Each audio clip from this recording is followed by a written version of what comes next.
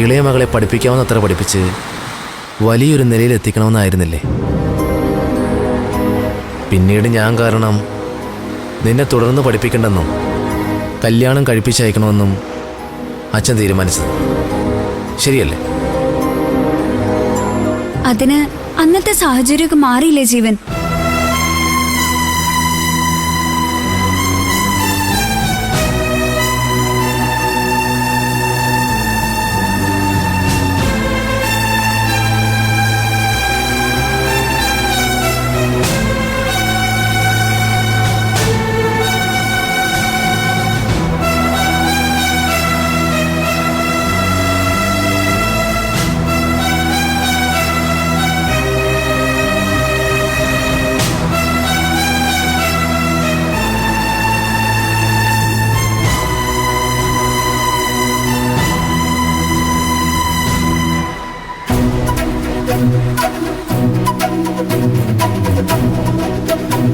ഇപ്പൊ അച്ഛൻ പണ്ട് ആഗ്രഹിച്ചതുപോലെ പഠിച്ചൊരു നിലയിലെത്തണമെന്ന് എന്റെ ആഗ്രഹം.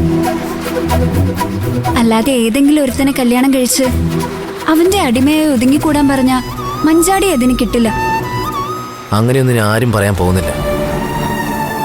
ഞാൻ പറഞ്ഞു വന്നു അതാ, നീ ഇപ്പൊ പഠിപ്പിൽ മാത്രം ശ്രദ്ധ കേന്ദ്രീകരിച്ച് അച്ഛൻ്റെ സ്വപ്നത്തിനനുസരിച്ച് മാറാൻ പോവുകയാണെന്ന് എല്ലാവർക്കും തോന്നണം.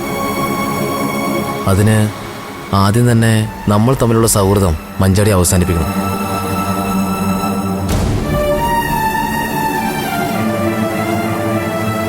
ഞാനാണ് മഞ്ചാടി ഇപ്പം അവരുടെയൊക്കെ പ്രശ്നം. ഞാൻ ചിത്രത്തിലില്ലാതായാൽ നിന്നെ നിന്റെ ഇഷ്ടത്തിന് ജീവിക്കാൻ അവർ സമ്മതിക്കും. എവിടെയും നിനക്ക് ഒരു വിലക്കും ഉണ്ടാവില്ല. ആരെയും നിനക്ക് വേദനിപ്പിക്കേണ്ടിയും വരില്ല.